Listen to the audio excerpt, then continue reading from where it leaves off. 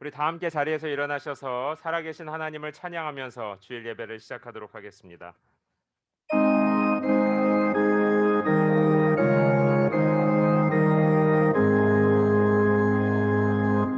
만국의 근원 하나님, 온 백성 찬송 드리고 저 천사여 찬송하세. 찬송 성부 성자 성령 아멘.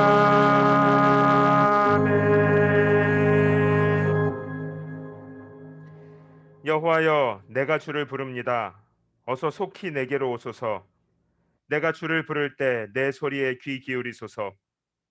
내 기도가 주 앞에 피운 향처럼 올라가게 하시고 내 손을 드는 것이 저녁 제물처럼 되게 하소서. 오 여호와여, 내 입에 파수꾼을 두시고 내 입술의 문을 지켜 주소서. 아멘. 살아계신 아버지 하나님, 이 시간 우리를 하나님을 예배하는 귀한 자리에 불러주셔서 감사합니다. 하나님, 이 시간 우리의 입술뿐만이 아니라 우리의 마음이, 우리의 영혼이 여호와 하나님의 이름을 부릅니다. 우리의 영혼이 여호와 하나님을 찾아 헤맵니다. 하나님, 이 시간 하나님의 집에 나온 모든 자녀들을 예수 그리스도의 십자가의 보혈로 깨끗하게 하여 주시고 하나님의 영으로 충만하게 하여 주시어서 하나님의 은혜에 붙잡히는 시간 되게 하여 주시옵소서. 선하신 하나님을 마음껏 찬양하며 높여드리는 복된 예배의 시간 되게 하여 주시옵소서. 감사드리며 살아계신 예수님의 이름으로 기도합니다. 아멘. 우리 다 함께 사도신경으로 우리의 신앙을 고백하겠습니다. 나는 전능하신 아버지 하나님, 천지의 창조주를 믿습니다. 나는 그의 유일하신 아들, 우리 주 예수 그리스도를 믿습니다. 그는 성령으로 잉태되어 동정녀 마리아에게서 나시고 본디오 빌라도에게 고난을 받아 십자가에 못 박혀 죽으시고 장사된 지 사흘 만에 죽은 자 가운데서 다시 살아나셨으며 하늘에 오르시어 전능하신 아버지 하나님 우편에 앉아 계시다가 거기로부터 살아있는 자와 죽은 자를 심판하러 오십니다. 나는 성령을 믿으며 거룩한 공교회와 성도의 교제와 죄를 용서받는 것과 몸의 부활과 영생을 믿습니다. 아멘.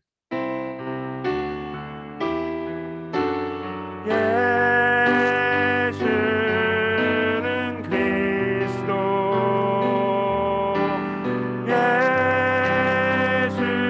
예수는 주,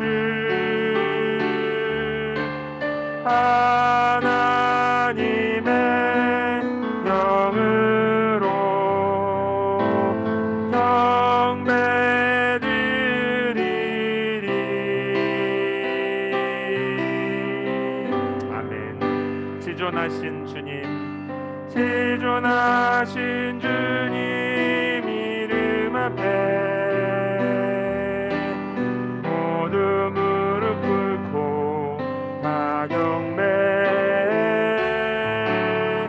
거룩하신 주님 보좌 앞에 엎드려 절하세.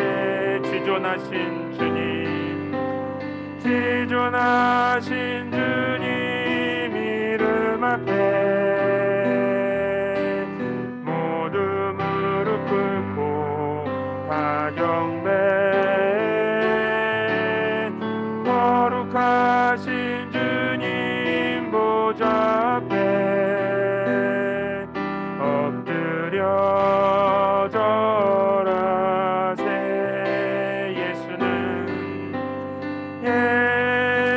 예수는 그리스도, 예수는 주,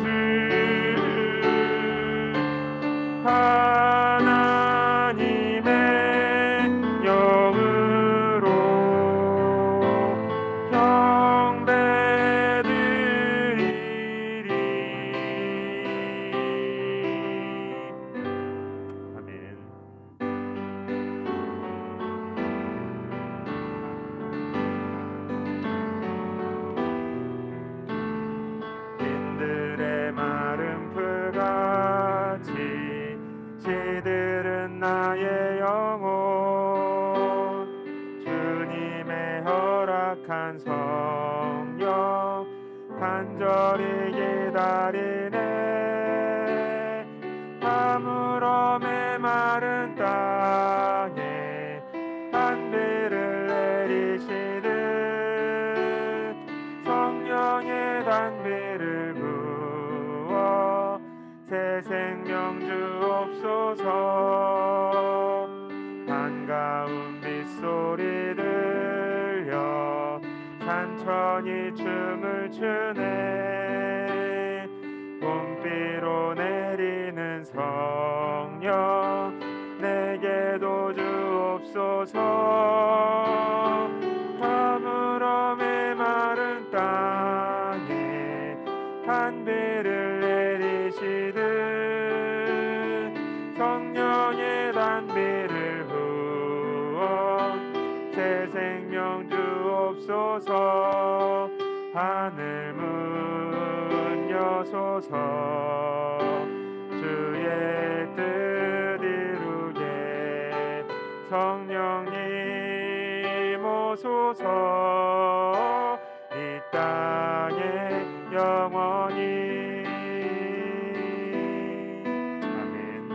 철 따라 우로를 내려 철 따라 우로를 내려 조목이 무성하니 갈급한 내 심령 위에 성령을 부으소서. 아멘. 가물어 메마른 땅에 단비를 내리시듯 성령의 단비를 부어 새 생명 주옵. 참되신 사랑의 언약 참되신 사랑의 언약 어길 수 있사오랴. 오늘의 흡족한 은혜 주실 줄 믿습니다. 가물어 메마른 땅에 단비를 내리시듯 성령의 단비를 부어 새 생명 주옵소서. 하늘 문 여소서. 주의 뜻 이루게 성령님 오소서. 이 땅에 영원히. 하늘 문 여소서. 주의 뜻 이루게 성령님 오소서. 이 땅에 하늘 문 여소서. 주의 뜻 이루게 성령님 오소서. 이 땅에 영원히. 주께 가까이 날 이끄소서. 간절히 주님만을 원합니다.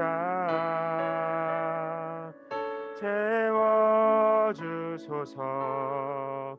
주의 사랑을 진정한 찬양 드릴 수 있도록 주께 가까이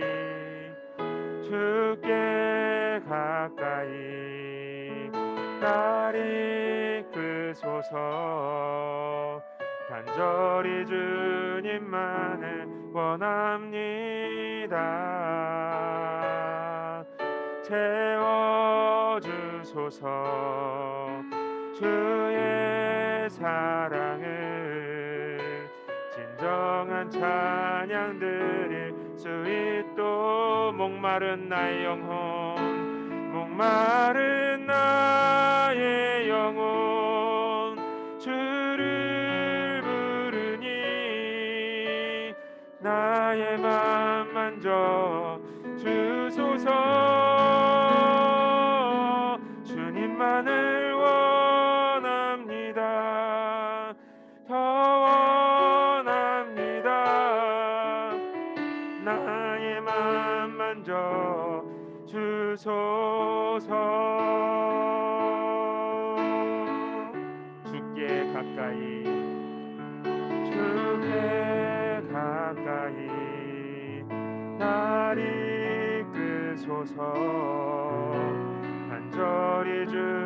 주님만을 원합니다. 채워주소서, 채워주소서. 주의 사랑을 진정한 찬양 드릴 주의 목마른 나의 영혼, 목마른 나의 영혼 주를 부르니 나의 마음 먼저 주소서. 주님만을 원합니다. 주님만을 원합니다. 더 원합니다. 나의 마음 먼저 주소. 목마른 나의 영혼, 목마른 나의 영혼 주를 부르니 나의 마음 먼저 주소서. 주님만을 원합니다. 더 원합니다. 나의 마음 먼저 주소. 목마른 나의 영혼, 목마른 나의 영혼 주를 부르오 주님. 나의 마음 만져 주소서. 주님만을 원합니다. 더 원합니다. 나의 마음 만져 주소서.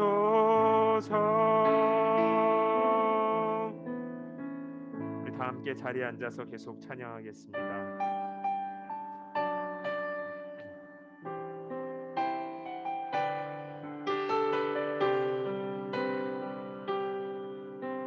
나는 하나님을 예배하는, 나는 하나님을 예배하는 예배자입니다. 아멘. No matter where I'm standing, I praise you, Lord. Hold my hands up high and worship you. Holy grace, abundant love that you pour upon my soul. Perfect plan, no mistake. My trust is absolute on this holy ground. Right now at this time, I stand firm and worship you, my Lord. 나는 하나님을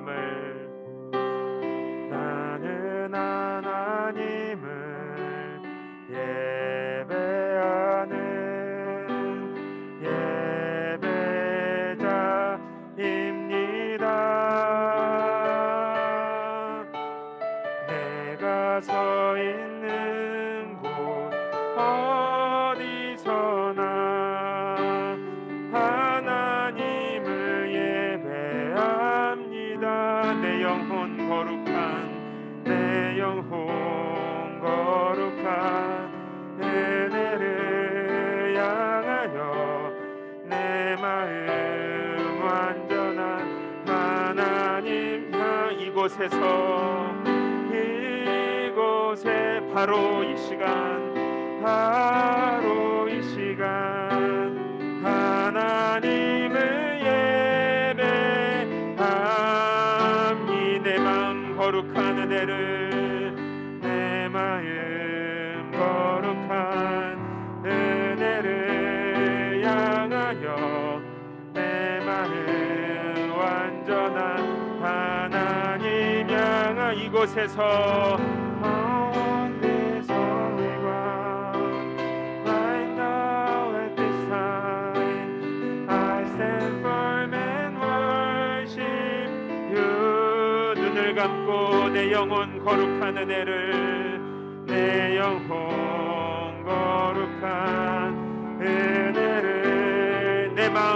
완전한 하나님 향하여, 완전한 하나님 향, 이곳에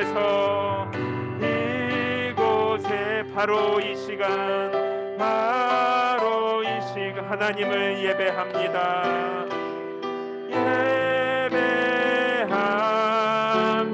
예배합니다. 우리 이 시간 눈을 감은 채로 기도합니다. 하나님 아버지, 나의 입술만이 아니라, 나의 몸만이 아니라, 나의 영혼이, 나의 마음이 하나님을 예배합니다. 십자가의 보혈을 지나 하나님 앞으로 나아가는 시간 되게 하여 주시옵소서. 우리의 마음을 드리며 소리내어 하나님 앞에 기도하도록 하겠습니다. 살아계신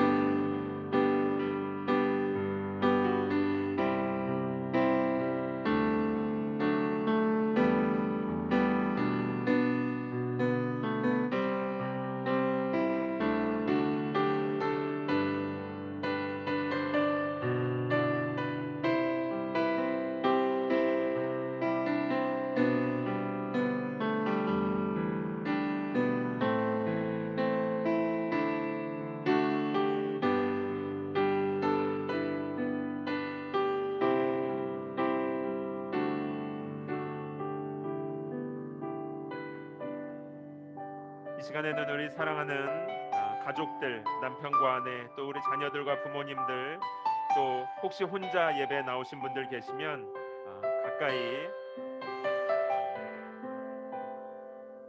지금 소셜 디스턴싱 때문에, 그러나 우리 영원히 하나로 연결되어서 함께 기도하도록 하겠습니다. 어린 자녀들 머리에 손을 얹고 축복 기도해 주시기 바랍니다. 우리는 예수 그리스도 안에서 모두 다 하나님의 한 자녀입니다. 나만 잘 되는 것이 아니라 하나님의 은혜가 우리 모두에게 부어져서 우리 함께 건강한 교회로 세워지는 것입니다. 하나님, 나에게 베풀어 주신 하나님의 은혜와 사랑이 지금 우리 사랑하는 남편과 아내, 우리 자녀들, 우리 이웃 성도들에게 더 풍성히 흘러가게 하여 주시옵소서.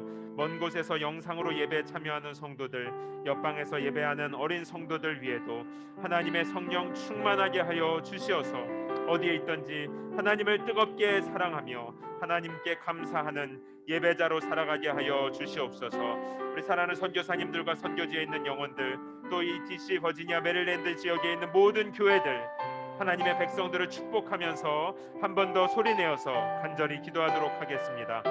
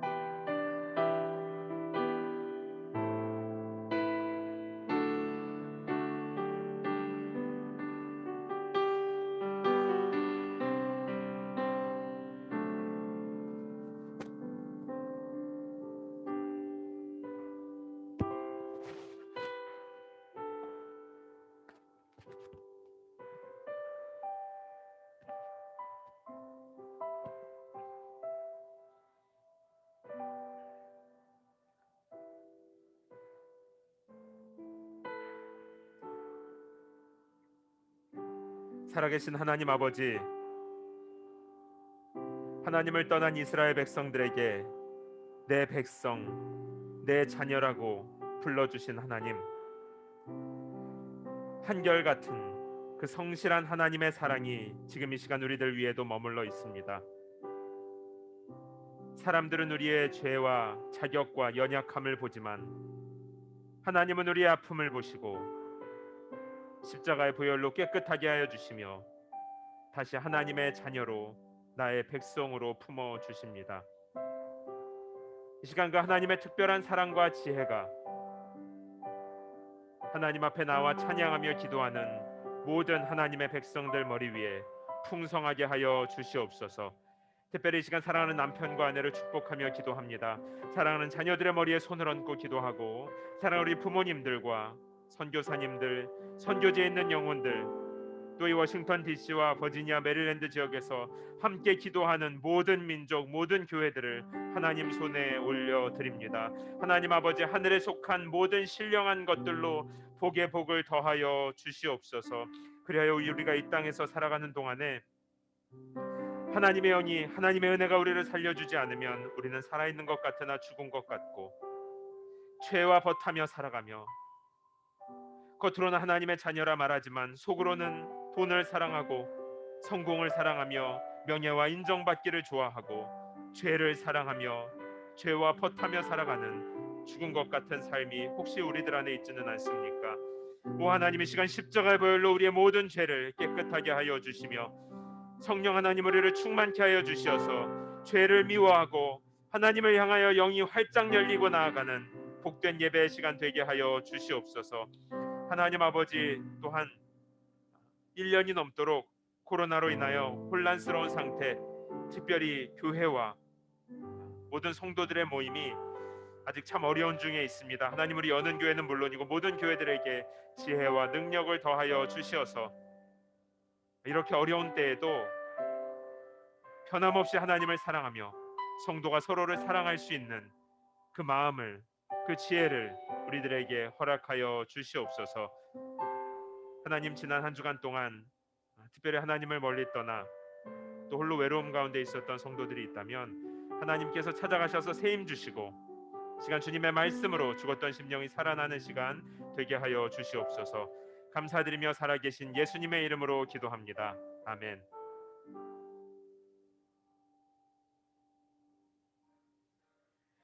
우리 워싱턴 연은교회 주일 예배 오신 여러분을 진심으로 환영합니다. 여러분 참 잘 오셨습니다. 우리 잠깐 주변에 계신 분들하고 인사하도록 하겠습니다. 여러분 너무 반갑습니다. 참 잘 오셨습니다. 다시 한번 환영하고요. 잠깐 화면을 봐주시면 우리 여기 이제 이사 온 지가 3주 세 번째 예배를 드리는데 지난주에 이어서 오늘까지만 예배당 안내를 드리도록 하겠습니다. 화면과 같이 예배당은 및 교실은 주일에만, 또 널서리도 카페테리아까지 다 주일에만 사용을 하고요. 이 아래층에 위치한 목양실은 화면에 나와 있는 일정대로 사용하도록 하겠습니다. 당분간은 교회 안에서 계속 마스크 착용을 해주시기 바랍니다. 주차장 사용은요, 주일날 오전 11시부터 일단은 6시까지로 되어 있는데 제가 보니까 약속된 시간 외에는 여기가 문을 완전히 닫아버리더라고요. 그래서 혹시 여러분 문이 닫힌 채로 있으면 안 되니까 조금 여유 있게 한 4시나 5시 사이에 차를 빼주시면 될 것 같습니다. 잠깐만 다시, 저기 지금 우리가 이사하느라고 차 세워놓은 데인데요. 일단은 저기도 이용해도 된다고 주차장 측에서는 얘기했어요. 그런데 교회에서는 교회에서는 여기는 사용하지 않았으면 좋겠다고 얘기를 했거든요. 그러니까 특별히 짐을 내릴 때나 사정이 있을 때는 편안하게 사용하셔도 되고요. 좀 오랜 시간 주차하실 때는 빌딩 안을 이용해 주시기 바랍니다. 주의 말씀은 우리의 발의 등이 되고 우리의 길에 빛이 됩니다. 여러분, 우리 여는 교회는요, 다른 어떤 것보다도 하나님의 말씀으로 하나님과 교제하고 하나님을 사랑하는 교회가 되었으면 좋겠습니다. 그래서 다른 어떤 뭐 사역이나 다른 무엇을 하기 이전에 먼저 하나님의 말씀으로 서로 친해지고 또 하나님의 말씀으로 하나님을 사랑하는 경험을 함께 하고 싶은 교회입니다. 큐티 나눔반이 여성반, 남성반 그리고 영어반 해서 온라인으로 가을부터 진행이 되도록 하겠습니다. 그리고 90일 동안 성경을 읽는 우리 Read the Bible in 90 Days 지금 진행 중에 있는데요. 혹시 중간에라도 들어오고 싶으신 분들은 저에게 문의해 주시면 제가 90일 동안 성경을 읽을 수 있도록 안내해 드리겠습니다. 지금 여름 시작할 때 시작하신 분들은 약 절반 정도 와 있습니다. 그러면 다 함께 자리에서 일어나셔서 오늘 주시는 하나님의 말씀을 한 목소리로 읽겠습니다. 이사야서 40장 1절에서 3절까지의 말씀을 우리 다 함께 한 목소리로 읽겠습니다. 시작. 위로하라, 내 백성을 위로하라. 너희의 하나님께서 말씀하신다. 예루살렘의 마음을 위로하며 말하라. 예루살렘의 복역 기간이 완전히 끝났고 형벌도 다 치렀으며 여호와의 손에서 그 죗값을 2배나 받았다고 선포하라. 한 소리가 외친다. 광야에 여호와의 길을 내라. 사막에 우리의 하나님께서 오실 큰 길을 곧게 닦으라. 아멘. 자리에 앉아 주시기 바랍니다. 제가 기도하겠습니다. 하나님 아버지, 하나님을 떠나서 삶도 무너지고 이제 그 나라도 무너져 내린 이스라엘에게 하나님께서는 그 형벌이 곧 끝날 것이고 너희의 포로 생활도 끝날 것을 약속하십니다. 하나님,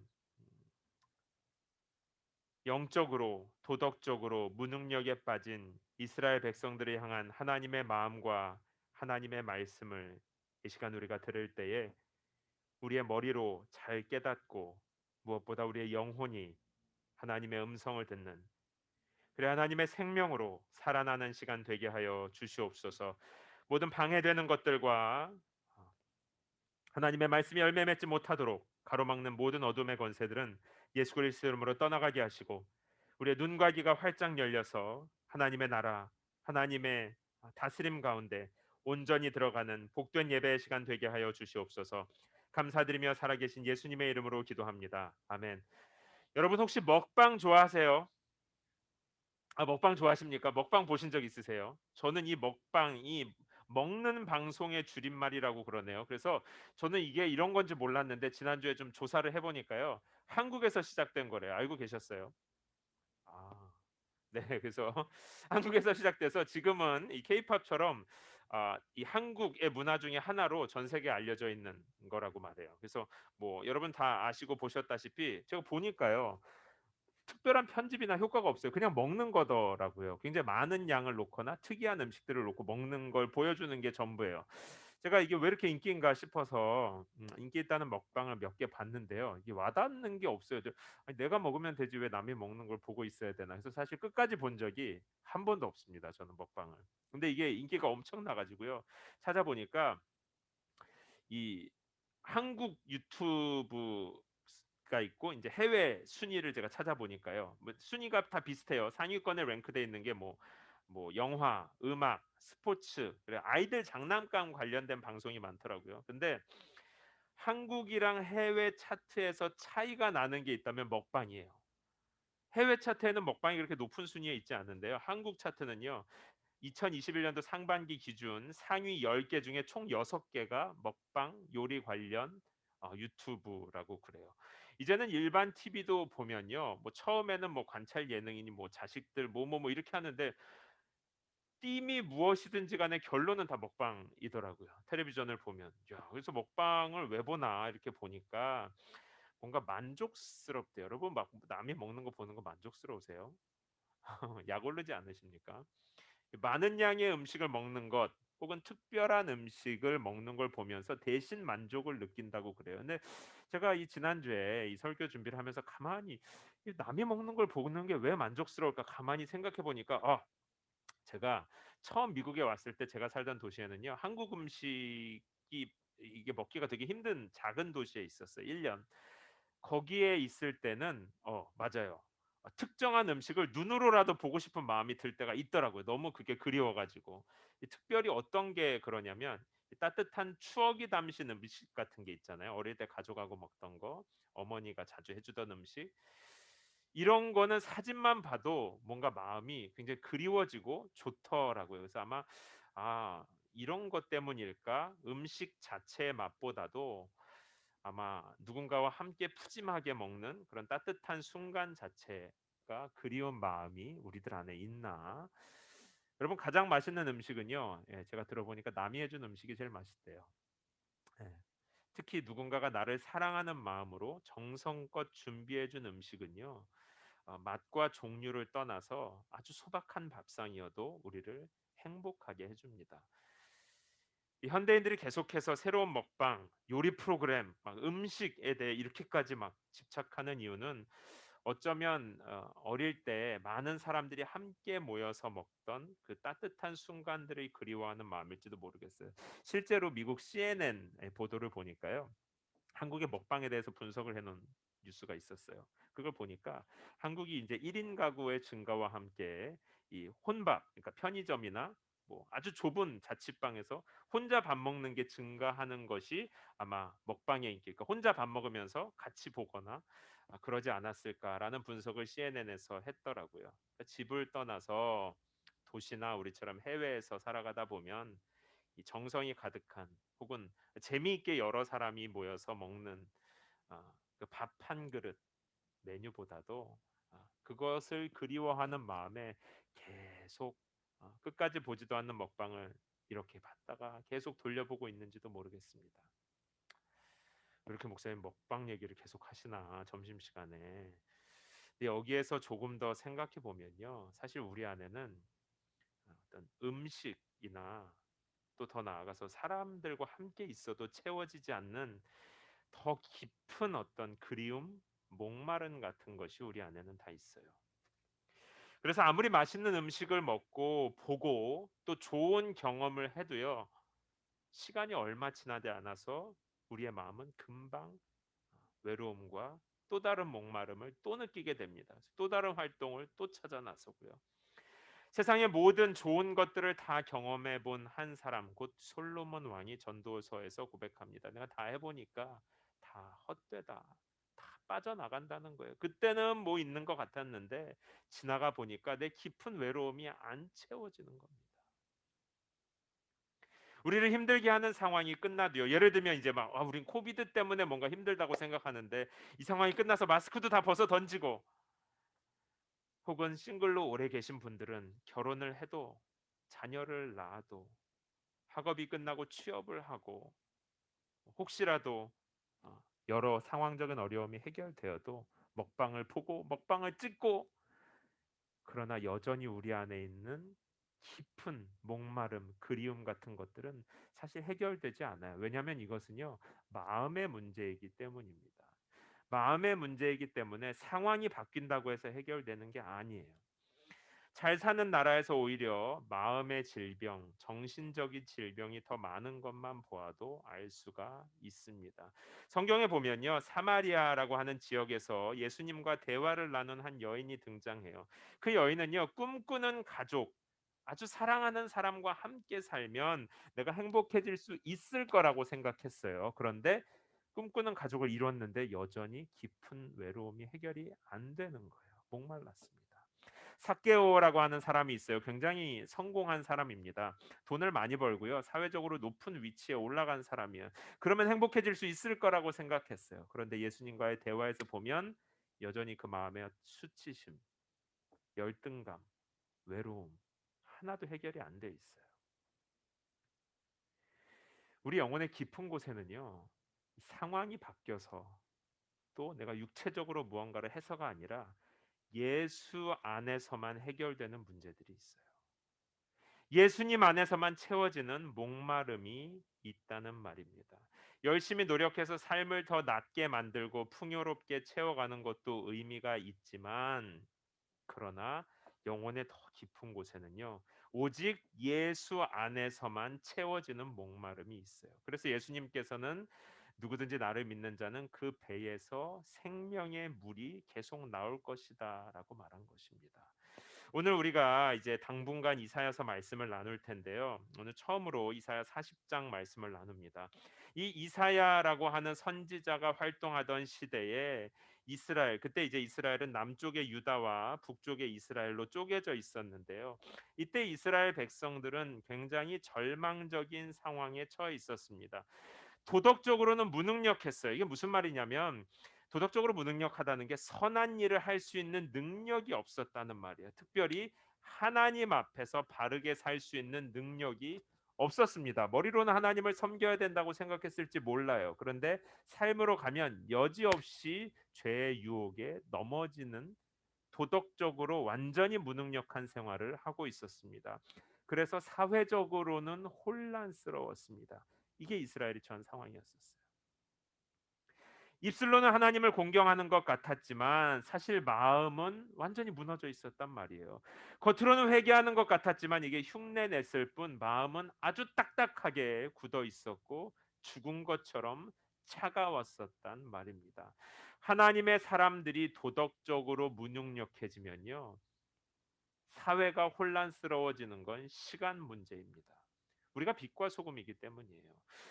하나님의 사람들, 그래서 선지서에서 보면요, 전쟁 때문에, 이 혼란 때문에 굶주렸던 사람들, 예레미야 애가가 기록했는데요. 애가에 심지어 어린 자식을 삶아 먹거나, 그리고 자신들의 성공을 위해서 하나님이 아닌 다른 엉뚱한 이방신에게 자식을 바치는 아주 이상한 신앙생활까지 하게 될 정도로 사회가 혼란스러워졌어요.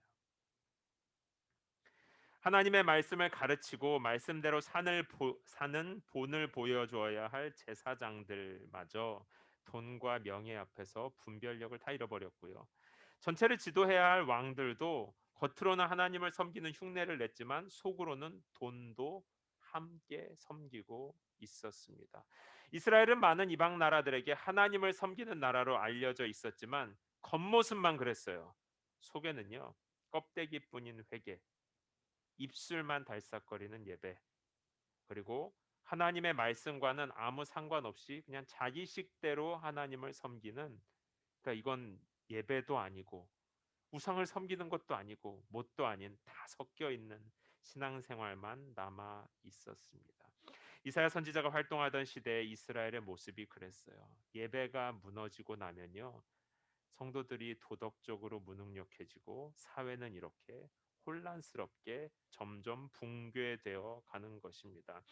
우리의 영혼이 하나님을 온전히 예배하고 있습니까? 여러분 혹시 그렇지 못하다면요, 우리의 회개나 뉘우침도 아마 형식적으로 되어 있을 가능성이 높습니다. 회개는 하지만 내 마음에 별로 감동이 없는 거예요. 뒤돌아서면 이걸 이길 수 있는, 죄를 이길 수 있는 힘이 하나도 없는 것입니다. 이스라엘 백성들이 처해 있었던 도덕적인 무능력이죠. 그러면 혼란스러워요.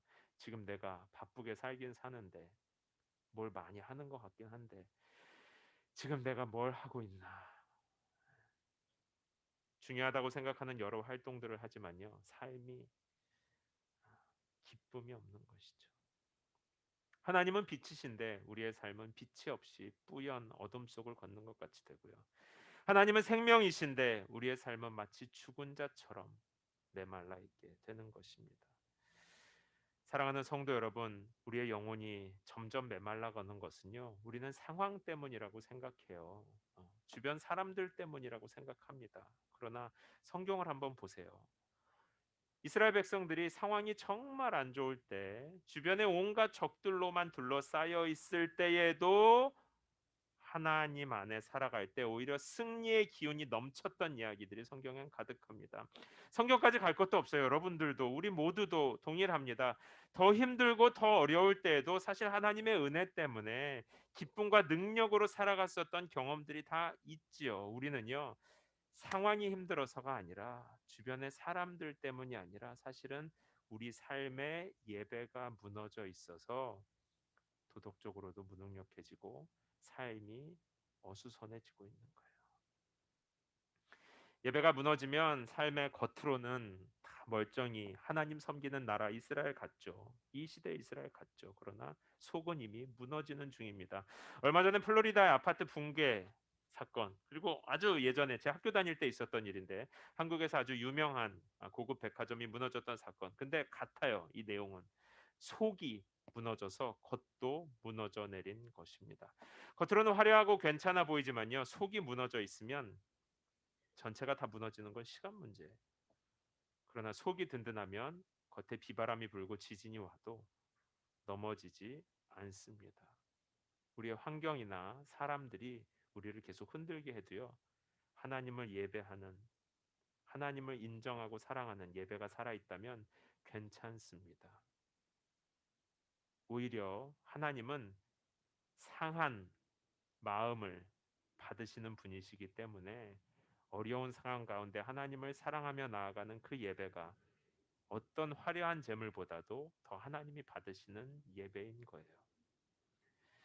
지금 이 이사야 시대의 이스라엘은요. 어쩌면 이스라엘 역사 중에서는 겉으로는 가장 화려하고 부유했습니다. 생각해 보세요. 원래 이스라엘이라는 나라는요. 창세기로 시작을 거슬러 올라가 보면 아브라함 사라라고 하는 자식이 없는 아주 무명의 한 가정에서부터 시작된 그냥 가족일 뿐이었었어요.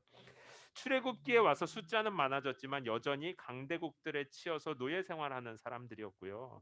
여호수아와 사사기에 오면 전쟁은 많이 해서 승리는 하지만 그래도 주변에 있는 군사를 가진 큰 나라들에 비하면 그냥 숫자만 많은 부족 국가에 지나지 않았습니다. 그러다가 다윗 왕, 그 아들 솔로몬 왕을 거치면서 강대국들과 견줄 수 있을 만큼의 큰 나라로 성장하게 된 것이죠. 그래서 오늘 이사야가 활동하던 시대의 이스라엘은요, 물론 흔들리고 있었지만 어쨌든 강대국들과 전쟁할 만큼 화려한 힘을 갖추고 있는, 겉으로는 그런 나라가 되었습니다. 그런데요, 예배는 예루살렘의 성전도 남아 있었고 제사도 다 했었지만요. 실제로 이들의 마음은 하나님에게서 멀어졌습니다. 그러니까 겉으로는 멀쩡해 보였지만 성전이 있는 예루살렘이 죽어 있었고 하나님께로부터 멀어져 있었기 때문에 이것이 사실 가장 큰 문제였었어요. 군사력은 가질 수 있었을지 모르지만요. 외교적인 힘도 있었겠지만 가장 중요한 영적 도덕적 능력이 없었습니다. 결국 하나님께서는 이사야 선지자를 불러서 이스라엘 백성들에게 하나님의 심판을 전하세요. 그게 지금 우리가 읽기 직전의 이사야서의 내용입니다. 하나님을 저버린 백성이 결국 멸망하고 바벨론이라고 하는 강대국에 포로로 끌려가게 될 것을 예언하십니다. 제가 이 이사야서 말씀을 보면서요 고민에 빠졌어요. 과연 나는 우리 성도들의 예루살렘은 안녕한가? 이걸 생각하니까요. 제 마음이 너무 불안하고 두려운 거예요. 여러분도 그렇고 저도 그렇고 자신이 없더라고요. 겉으로는 화려한 성전을 지어 놓았지만 마음은 하나님에게서 멀어졌던 이스라엘처럼 우리들도 우리 교회 공동체 저의 삶도 겉으로는 하나님 잘 섬기는 크리스찬인 것 같지만 이렇게 좋은 상황에서 좋은 사람들과 신앙생활 하고 있지만 정작 내 마음은 하나님에게서 먼 것은 아닐까? 정작 나의 예루살렘은 안녕한가? 하나님 앞에 회개할 능력을 잃어버리고 잠든 것 같이 무감각한 하루를 살아가고 있는 것은 아닐까? 지난 주간에 이 성경 말씀 묵상하는데요. 이 마음이 들면서 안 되겠더라고요. 그래서 목양실에 있다가 바로 여기 올라와서 이 제일 앞자리에서 기도하기 시작했습니다. 기도하면서 하나님의 사랑과 은혜, 하나님의 승리와 능력을 선포하면서 한참을 찬양하고 혼자서 기도하기 시작했어요. 하나님, 나와 이 세대에 예루살렘이 무너져 있고 예배가 껍데기만 남아 있다면 회복하게 해주시고 형식적인 회개, 형식적인 신앙생활에서 우리를 건져내 주십시오 하고 혼자서 제가 지금 태우자 형제 앉아 있는 자리에서 기도했습니다. 사랑하는 성도 여러분, 제가 여러분에게 한 가지만 부탁드릴게요. 그게 뭐냐면요. 이 예배당에서 기도 모임을 시작할 수 있도록 그걸 위해서 기도해 주세요. 지금 이제 이 교회와의 관계나 코비드나 이런 것들 정리하려면 시간이 걸리거든요. 그러나 하루속히 다른 사역은 제가 모르겠는데 기도하는 것은 시작될 수 있도록 그걸 위해서 좀 가정에서 기도해 주시기 바랍니다. 우리 예배 공간도 너무 좋고 다 너무 좋잖아요. 저는 우리 교회 성도님들 여러분하고 신앙생활하는 거 정말 진심으로 너무 좋거든요. 굉장히 행복하고 많이 자랑합니다. 그런데 혹시라도 껍데기는 멀쩡한데 마음이 하나님을 떠나 있다면, 겉으로는 이렇게 모든 게 다 좋은데 생명과 감사가 메말라 버리고 무능력해진 예루살렘이라면 그 뒤에 이사야 시대 이스라엘과 똑같은 수순으로 가지 않겠습니까? 여는 교회 공동체가 이 도시의 예루살렘이 되고, 그래서 이 DMV 지역에 예배의 집으로 세워지도록 여러분 위해서 기도해 주시기를 부탁드립니다. 이 예배당의 새벽이고 저녁이고 기도하는 문을 열어 주십시오. 오늘부터 이 기도를 시작해 주시기를 특별히 부탁을 드립니다. 이 기도는요, 하나님의 마음에 맞는 기도예요. 왜냐하면 하나님께서는 이 본문에서도 무너진 예루살렘을 그냥 버려두지 않고요, 회복시키려는 계획을 가지고 계세요. 그러니까 우리가 우리의 가정이든 이 도시든 우리 공동체든 이 무너진 예배가 회복되기를 바라기 이전부터 사실은 이것은 하나님의 계획이었다는 것입니다. 오늘 본문에서 이제 본문으로 좀 들어가 보면 하나님께서는 완전히 멸망해 가는 이스라엘에게 이사야라고 하는 선지자를 시켜서 위로하라. 내 백성을 위로하라. 너희 하나님의 말씀을 가서 전하라라고 얘기합니다.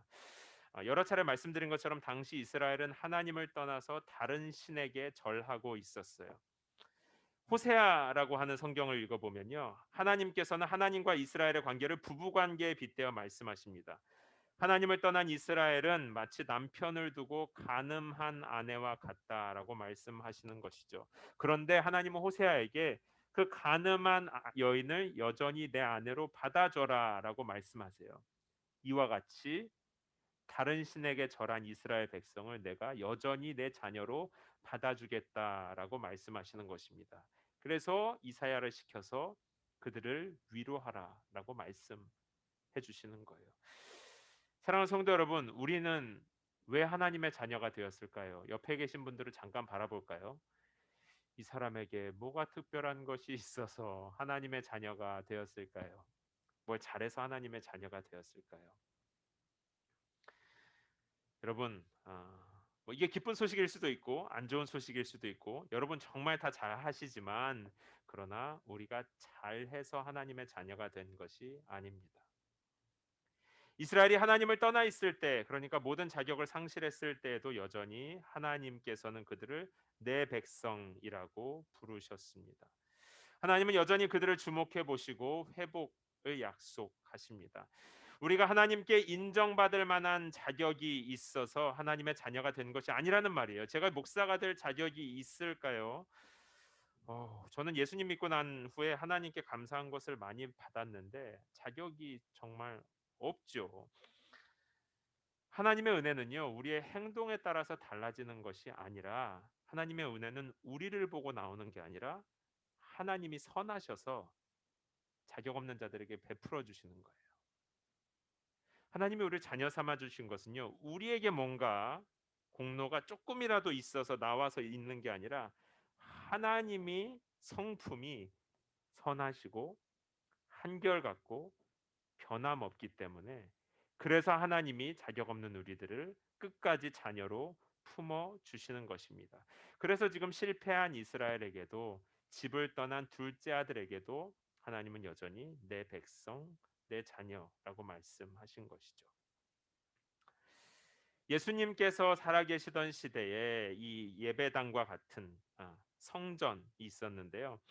예루살렘 성전은 항상 사람들이 많이 모이던 곳이었습니다. 뭐 종교 지도자부터 시작해서 유대인들, 상인들, 다양한 관계자들까지 정말 많은 사람들이 왔다 갔다 하던 곳이었어요. 근데 그 성전 주변에 베데스다라고 하는 연못이 있습니다. 여러분 여기 베데스다에서 무슨 일이 일어났는지 아세요 혹시? 자, 모르면 이제 성경 90일 읽는데 다 들어오시고, 이 베데스다라는 연못에 불치병에 걸린 자들이 치유를 기다리면서 모여 있었어요. 그러니까 그들이 그 베데스다 연못에 가장 먼저 들어가면 병이 나을 것이다라고 생각을 하면서 기다리고 있었단 말이에요. 이때 당시 불치병에 걸린 사람들은 율법대로라면 범죄한 사람, 심지어 저주받은 사람처럼 여겨졌습니다. 성전 옆에 있었다고 그랬잖아요. 그러니까 성전에 하나님 제사 드리러 가면 여기에 항상 불치병에 걸린 사람들, 구걸하는 사람들이 모여 있었던 곳을 항상 지나갔는데 아무도 그들을 주목해 보지 않고 그냥, 왜냐하면 늘 있어 왔으니까요. 그러나 예수님은 그들을 주목해 보셨습니다. 사도행전에도 이와 비슷한 사건이 등장해요. 예수님의 제자들이 예루살렘 성전에 들어가는데요. 성전 문 앞에 구걸하는, 걷지 못하는 사람이 있었다라고 되어 있어요. 그런데 아, 사람들이 그에게 돈을 줬을지는 몰라요. 그러나 베드로처럼 그에게 관심을 가진 것은 처음인 것으로 보입니다. 병자들에게 특별한 자격이 없어서 그 병자가 그날 운이 좋아서 베드로가 예수님이 찾아가신 게 아니에요. 우리에게 자격이 있어서 예수님이 찾아오시는 것이 아닙니다. 하나님이 우리를 사랑하시기 때문에, 하나님이 이 도시를 사랑하시고 여러분의 가정을 사랑하시기 때문에 회복의 은혜를 약속하시는 것입니다. 우리 이 예배당 이사를 마치고 이제 한 3주 정도 됐잖아요. 제가 기도하는데요. 며칠 안 지났을 때예요. 갑자기 든 생각이 하나가 딱 있는 거예요. 바로 저희 예배당 앞에 계시는 홈레스 분들 이 생각이 나더라고요. 여러분 올라올 때 오늘 냄새 나던가요? 어때요? 오늘은 좀 괜찮았어요. 제가 출근을 해보니까 토요일 날 아침에 파워워시로 여기 알링턴 여기 시리에서 이 저기 뭐 샴푸를 하더라고요 아침마다. 그런데도 지금 냄새가 이렇게 나는 거예요. 그 처음에는 이 아침 저녁으로 이 출입문에도 주차장에도 제가 예상 한번 밤에 퇴근한 적이 있었는데 어 생각보다 여기 주무시는 분들이 꽤 많아요. 그날 이 위에 한 4분, 저 아래 한 3분 예, 정도 굉장히 많은 분들이 계시더라고요. 그리고 매일 여기서 식사할 때마다 식사하러 오시는 분들 한 열댓 분 정도 되시는 것 같아요. 그러니까 제가 부끄러운데 제 처음으로 한 생각이 뭐였냐면 야 앞으로 새벽 예배랑 저녁 예배를 해야 될 텐데 이 혼자 오는 자매님들이 어떻게 안전하게 올 수 있을까? 이 생각을 제가 사실 먼저 했었어요. 네. 어떻게 하면 왜냐하면 항상 보면 대마초 피고 있는 분도 계시거든요. 그래서 이제 약도 하고 이러시니까 어떻게 안전하게 올 수 있을까? 그러다가 며칠 안 지나서 이 사도행전 얘기가 생각이 나는 거예요. 어. 이 당시에 예수님 당시에 또 이 사도행전 당시에도 수많은 종교 지도자들과 하나님을 섬긴다고 하는 사람들이 성전을 드나들 때마다 이 사람들을 봤을 텐데 그냥 당연하게 왜냐면 늘 있었으니까요. 특별한 관심을 가지지 않은 거예요. 근데 저도 매일 그냥 지나치는 사람으로 있었으니까 이분을 하나님의 은혜가 필요한 사람으로 보지 못하고 그냥 어떻게 하면 우리 자매님도 안전하게 예배드릴 수 있어 이렇게 본 것이 너무 부끄러운 생각입니다. 문득 예수님께서 저들을 주목해 보실 수도 있겠다. 제 베드로가 그래서 그 구걸하던 사람이 수십 년 동안 그 베데스다 연못에는 38년 된 병자도 있었거든요.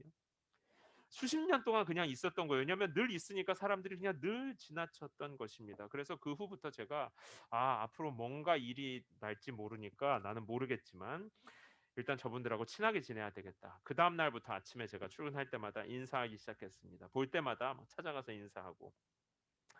근데 지난주부터 저 핸드폰 보시던 아저씨 계세요. 항상 누워서 이렇게 핸드폰 보시는 아저씨 계시거든요. 네, 주차장에. 그분이 제가 굿모닝 하니까 그 다음부터 이제 인사하기 시작하다가요. 지난주에 저를 보더니 할렐루야 이러는 거예요. 제가 패스터인 걸 알았을까요? 그리고 요 문 앞에 늘 계시던 아주머니 계세요. 그 아주머니는 거의 하루 종일 계시는데 그분하고도 인사를 나누기 시작했어요. 근데 지난주 목요일에 이제 제가 집에 갈 때 일어났던 일이에요. 퇴근하는데 이 아주머니 늘 요 문 앞에 있는 흑인 아주머니가 뭘 막 하고 계세요. 그래서 자세히 보니까 복권 긁고 있었어요. 저는 그게 근데 좀 충격이었어요. 왜냐하면 제 막연히 그냥 저분은 인생을 완전히 자포자기한 줄 알았는데 복권 해가지고 이렇게 다시 시작하고 싶은 마음이 있구나.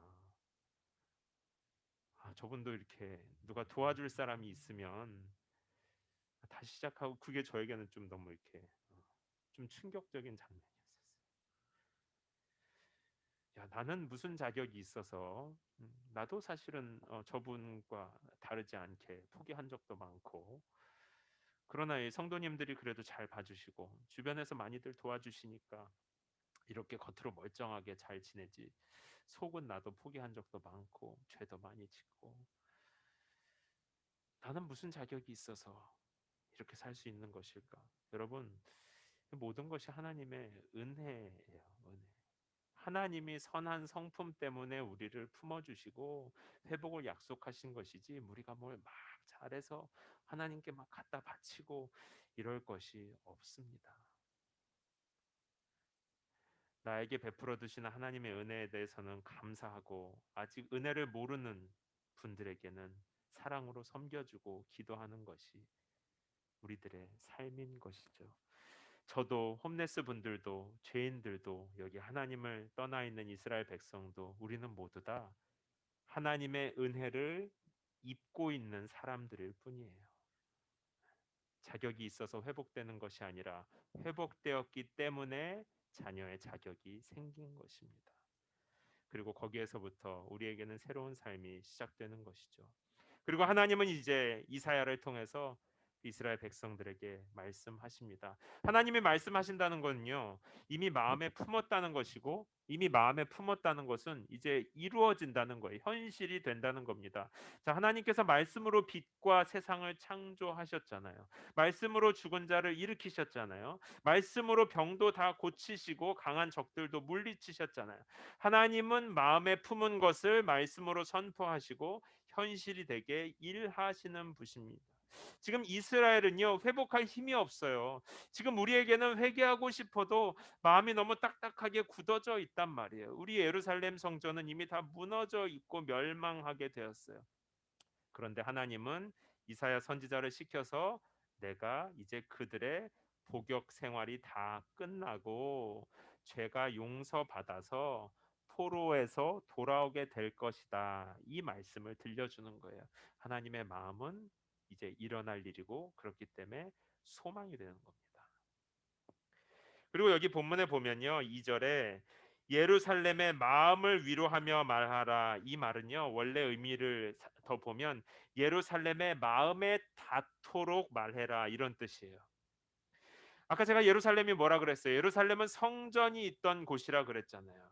그러니까 예루살렘은 하나님의 임재, 하나님을 만나는 곳인데 이때 당시에 예루살렘은 성전은 있는 것 같았지만 하나님과의 만남이 없었죠.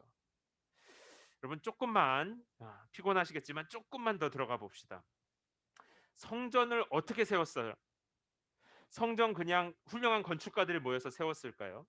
성전은요 하나님이 설계도를 준 대로 하나님의 말씀대로 세우는 것입니다. 제사는 어떻게 드렸을까요? 제사 역시 하나님의 말씀대로 드렸어요. 그러니까 우리가 보기에 좋은 거 막 색동 막 좋은 거 다 갖다가 이런 거 막 다 갖다 놓으면 하나님이 와 최고로 좋은 거 가져왔구나 이렇게 하는 게 아니라 의미를 가지고 하나님이 말씀으로 해주신 대로 제사 드리고 성전 짓고 신앙생활 했어요. 그래서 예루살렘은요 하나님의 임재가 있는 곳, 하나님께 예배드리는 곳, 동시에 하나님의 말씀으로 세워진 곳이에요. 네.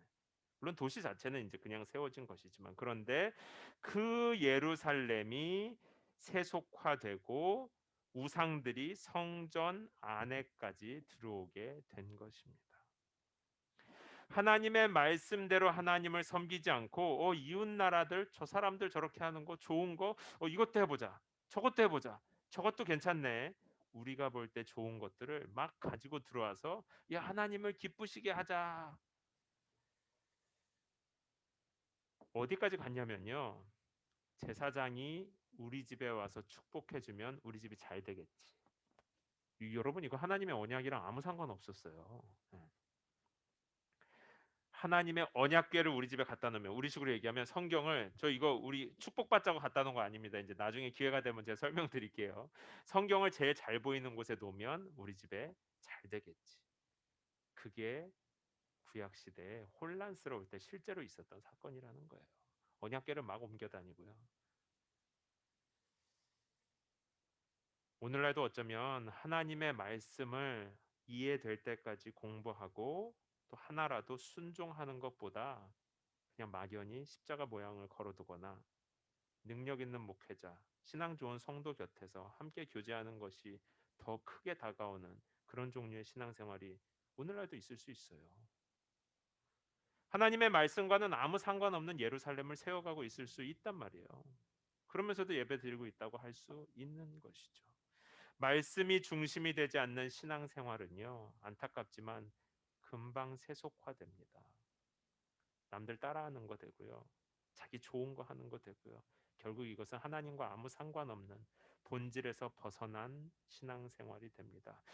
그러니까 지금 여기 40장 2절에서 예루살렘의 마음에 들리도록 말하라 하는 것은 바로 그 예루살렘의 중심에 다시 하나님의 말씀이 들리도록, 하나님의 회복의 약속이 들리도록 말씀으로 예배를 다시 회복하도록 선포하라라는 뜻입니다. 하나님께서 이스라엘 예루살렘을 다시 회복시키시겠다는 거예요.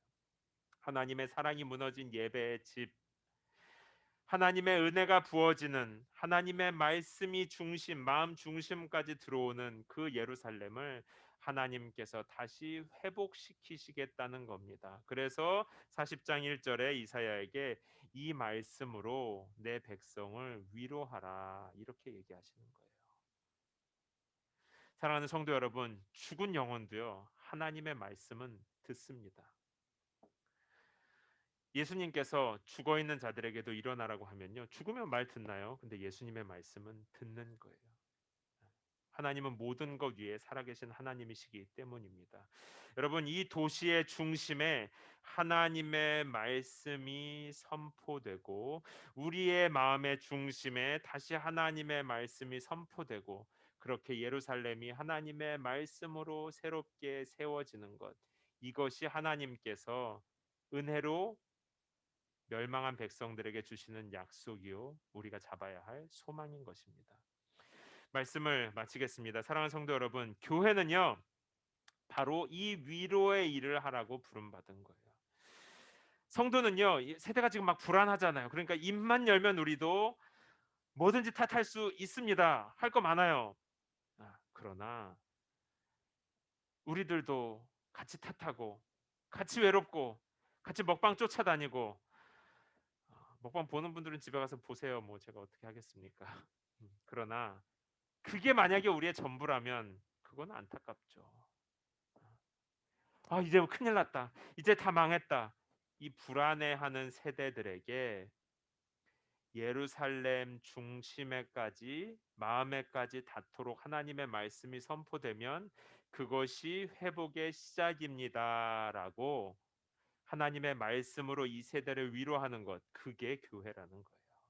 그게 성도의 삶이고 우리의 사명이라는 것입니다. 하나님, 내 삶에 무너진 예루살렘의 중심에도 다시 하나님의 말씀이 선포되게 하여 주시고 그렇게 우리 공동체와 우리 도시의 예배가 하나님을 향한 소망이 회복되게 하여 주시옵소서. 이것이 우리 교회가 모여서 함께 나누는 하나님의 약속의 말씀이라는 것이죠. 예루살렘의 회복을 향해서 하나님께서는 지금도 일하고 계십니다. 여러분의 무너진 예배의 집을 회복시키기 위해서 하나님은 지금도 일하고 계세요. 우리가 언제, 이 건물이 언제, 내 삶이 상황의 회복만 바라보면 성전을 회복시키시는 하나님의 열심을 바라보지 못하게 되는 것입니다. 이제 우리의 예배가 회복되고 하나님의 임재가 우리의 영혼을 가득 채우기 시작하면요, 먹방 없어도 된다는 것이죠. 우리의 영혼의 근원적인 그리움이 해결될 수 있다는 것입니다. 우리의 깊은 외로움을 채우고 우리의 영혼을 새롭게 하시는 하나님의 은혜가 여러분의 예배의 자리에 풍성히 부어지기를 예수님의 이름으로 축원합니다. 우리 시간에 함께 기도합시다. 함께 기도할 때 내 삶의 예루살렘을 지금 가서 보시고요, 우리 교회의 예루살렘을 가서 보시고 이 도시의 예루살렘을 가서 보십시오. 우리도 어쩌면 도덕적으로 무능력하며 이사야 시대의 이스라엘과 같이 우리 예배집도 너무나 혼란스럽고 좋다고 하는 거는, 좋아 보이는 거는 다 갖다 놨는데 정작 하나님의 말씀을 알고 우리의 마음이 하나님을 향하고 우리의 영혼이 하나님 앞에 회개하며 감사하고 만족하는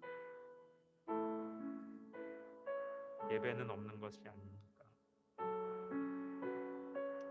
예루살렘 성전을 생각해 보세요. 좋아 보이는 물건들 때문에 오히려 숨을 못 쉴 지경입니다. 좋은 거 남들 하는 거 다 갖다 놓고, 그러나 정작 하나님의 마음을 모른다면, 우리의 마음이 하나님에게서 멀어져 있다면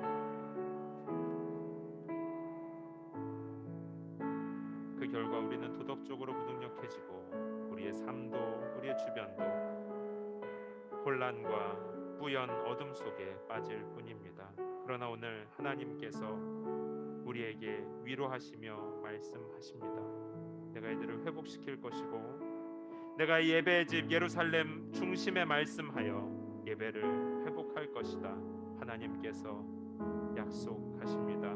우리 하나님의 은혜, 하나님의 약속을 소망으로 붙잡고 오늘 말씀을 붙잡고 우리 회개의 기도 또 감사의 기도 드리도록 하겠습니다. 함께 조용히 소리내어서 기도하겠습니다.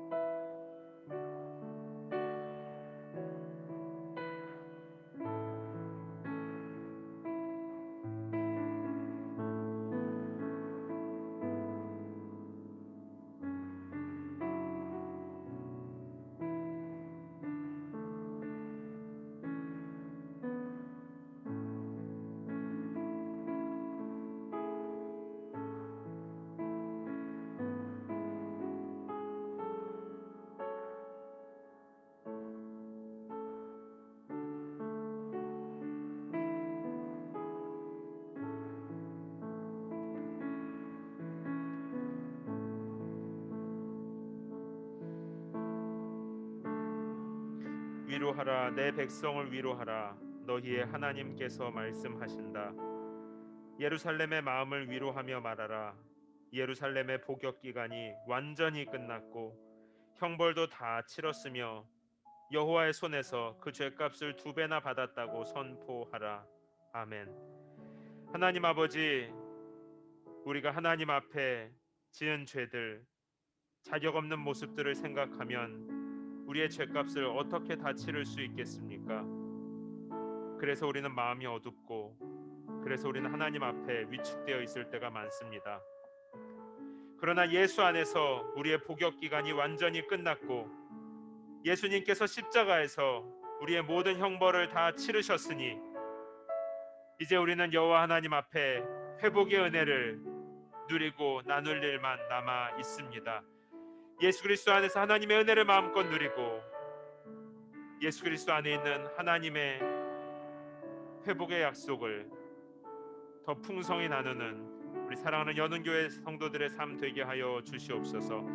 특별히 하나님, 무너진 우리의 삶의 예배에 하나님의 말씀이 선포되게 하여 주시고 날마다 주의 말씀을 펼 때마다 삶의 분주함 속에서 기도의 무릎을 꿇을 때마다 그 예배의 집에서만큼은 생생한 하나님의 임재를 경험하도록 주여 복의 복을 더하여 주시옵소서. 오늘 하나님을 사랑하는 마음, 하나님을 신뢰하는 믿음으로 귀한 예물 마음을 담아 드립니다. 이 예물 드리는 손길들 축복하시고 평생에 하늘에 속한 신령한 복으로 그 가족을 자녀들까지 풍성히 채워 주시옵소서. 또한 이 예물이 사용되는 곳에 기름 부으사 하나님의 은혜와 사랑이 풍성히 흐르게 하여 주시옵소서. 감사드리며 살아계신 예수님의 이름으로 기도합니다. 아멘. 우리 찬양하면서 준비하신 예물 드리도록 하겠습니다. 혹시 더 기도하기 원하시는 분들은 계속 기도하셔도 좋습니다.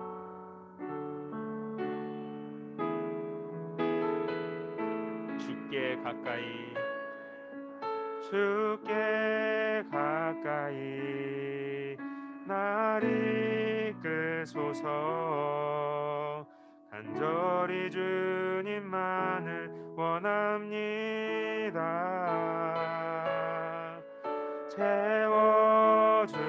채워주소서. 주의 사랑을 진정한 찬양 드릴 수 수 있도록 주께 가까이 날 이끄소서. 간절히 주님만을 원합니다. 채워주소서. 주의 사랑을 진정한 찬양 드릴 수 있도록 목마른 나의 영혼 주를 부르니 나의 맘 만져 주소서. 주님만을 원합니다. 더 원합니다. 나의 맘 만져 주. 다 함께 자리에서 일어나서 목마른 나의 영혼 주를 부르니 나의 맘 만져 주소서. 주님만을 원합니다. 더 원합니다. 나의 맘 만져 주. 눈을 감고 고백합니다. 목마른 나의 영 주를 부르니 나의 맘 만져 주소서. 나의 맘 만져 주소서. 주님만을 원합니다. 주님만을 원합니다. 더 원합니다. 더 원합니다. 나의 맘 만져 주소서. 나의 맘 만져 주소서. 아멘. 이제는 우리를 모든 죄의 저주 가운데서 구속하여 주신 예수 그리스도의 은혜와 아버지 하나님의 사랑하심과 성령 하나님의 위로하시고 새롭게 하시는 좋은 일들이 하나님의 약속으로 위로를 얻고 소망을 붙들고 나아가는 당신의 사랑하는 자녀들 머리 위에 이제로부터 영원토록 함께 있을지어다. 아멘.